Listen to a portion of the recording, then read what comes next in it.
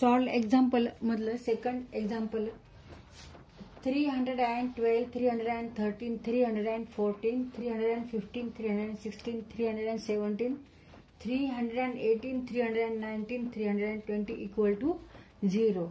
Now this is determinant contains 9 elements 1, 2, 3, 4, 5, 6, 7, 8, 9. 3 rows. First row, second row, third row and 3 column. First column, second column, third column. तर ह्या determinant मध्ये 3 row आहेत आणि 3 column आहे आणि ह्या डिटर्मिनंटची ऑर्डर 3 आहे. तर इथे आपल्याला प्रूव्ह काय करायचंय, शो दॅट किंवा प्रूव्ह काय करायचंय, तर LHS side equal to RHS. LHS साइडला डिटर्मिनंट आहे आणि ह्याची व्हॅल्यू इक्वल टू 0 आहे हे इथे शो करायचंय, प्रूव्ह करायचंय. तर इथे आपल्याला हा एक्सपांड करायचा नाही. डिटर्मिनंट एक्सपांड केला तर आपल्याला भरपूर वेळ लागू शकतो आणि परत मल्टिप्लिकेशन वगैरे करून परत मायनस करायचं, सबट्रॅक्शन करायचं, भरपूर वेळ लागतो. मल्टिप्लिकेशन मोठमोठे आहेत. त्याच्याऐवजी आपल्याला काय करायचंय, डिटर्मिनंटची प्रॉपर्टी वापरायची. इथे प्रॉपर्टीचे कोणती वापरणार आहोत आपण, when any two rows or any 2 columns are identical then value of that determinant is 0. जेव्हा कोणतेही 2 रो किंवा कोणतेही 2 कॉलम हे आयडेंटिकल असतील, सेम असतील, तर त्या डिटर्मिनंटची व्हॅल्यू 0 असते. ही जी प्रॉपर्टी आहे त्याचा इथे आपण वापर करायचा आहे. तर त्यासाठी आपल्याला 2 कॉलम किंवा 2 रो, कोणतेही 2 रो किंवा कोणतेही 2 कॉलम हे आपल्याला काय करायचे, आयडेंटिकल दाखवायचे, सेम आहेत दाखवायचे. And therefore value of this determinant is 0. असं इथे आपल्याला प्रूव्ह करायचं आहे. आता इथे हे जे एलिमेंट्स आहेत, इथे 312, इथे 313, इथे 314, ह्या दोन्हींमधला जर डिफरन्स बघितला आपण तो किती आहे, 312 आणि 313 मध्ये एक डिफरन्स आहे. 313 आणि 314 मधला सुद्धा एक डिफरन्स आहे. इथे 315, 316 मध्ये सुद्धा एक डिफरन्स आहे. इथे एक डिफरन्स आहे, इथे पण एक आणि इथे पण एक डिफरन्स आहे. किंवा जर आपण रो मध्ये जर डिफरन्स बघितला 312 नंतर 315, तर इथे डिफरन्स किती येतो, 3 चा येतो. परत 315, 318, इथे पण 3 चा डिफरन्स आहे. इथे 3 चा डिफरन्स, इथे पण 3 चा डिफरन्स, 3 चा डिफरन्स, 3 चा डिफरन्स. तर इथे ह्याचा आपल्याला उपयोग करून घ्यायचा आहे. आता 313 वजा 312 बरोबर 1, 316 वजा 315 बरोबर 1 आणि 319 वजा 318 बरोबर 1. तिथे आपण हा जो सेकंड कॉलम आहे तो इथे आपण चेंज करू. मग इथे आपल्याला काहीतरी ऑपरेशन करायचं, तर C2 change to C2 minus C1, म्हणजे C2 कॉलम मधला प्रत्येक एलिमेंट C1 कॉलम मध्ये करस्पॉन्डिंग जो एलिमेंट आहे त्याच्यामध्ये काय करायची, आपल्याला वजाबाकी घ्यायची, सबट्रॅक्शन करायचे. 2 represent column number second column and 1 represent here first column. तर इथे सेकंड कॉलम आपल्याला चेंज करायचा. तो कसा चेंज करायचा आहे, तर हे ऑपरेशन करायचंय सेकंड कॉलम.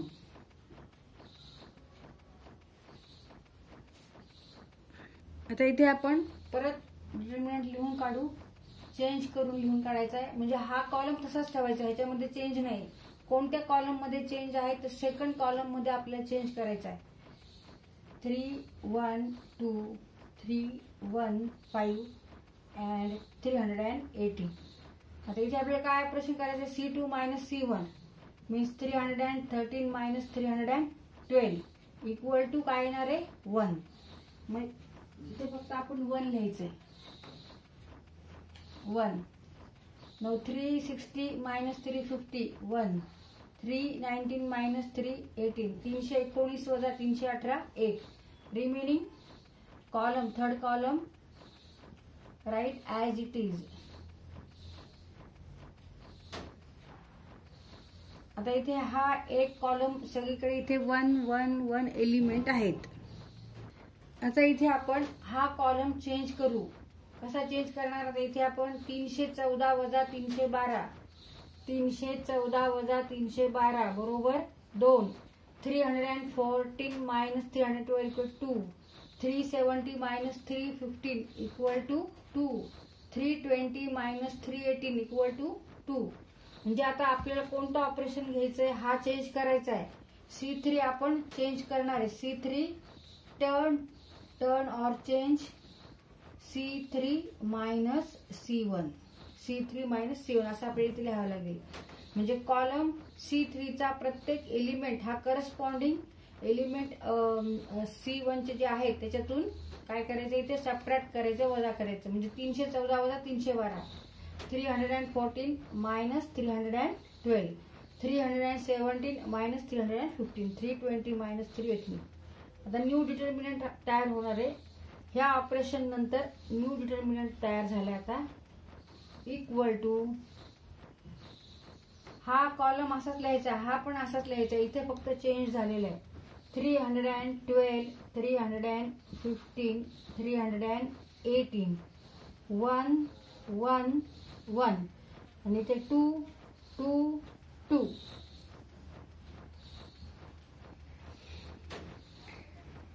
आता इथे आपल्याला हे दोन कॉलम आयडेंटिकल करायचे, तर काय करू शकतो आपण, हे 2 कॉमन घेऊ शकतो. आता ह्या डिटर्मिनंट वर हे ऑपरेशन केल्यावर हा डिटर्मिनंट तयार झाला. आता ह्या डिटर्मिनंट मधून आपण 2 हे कॉमन घ्यायचे. टेक 2 कॉमन फ्रॉम C3 म्हणजे थर्ड कॉलम मधून 2 कॉमन घ्यायचे इक्वल टू 2 इन डिटर्मिनंट 312 1 1, 315 1 1, 318 1 1. आता इथे हे जे दोन कॉलम्स आहेत ते आयडेंटिकल आहेत. Second and third columns are identical. दोन्ही कॉलम कसे आहेत, आयडेंटिकल आहे, सेम आहेत. Corresponding elements are same. Therefore value of this determinant is 0. 2 into 0 equal to 0. 2 into 0 equal to 0 and it is equal to RHS. Therefore LHS equal to RHS. इथे reason काय लिहायचंय, because C2 equal to C3. हा column आणि हा column same आहेत, identical आहेत.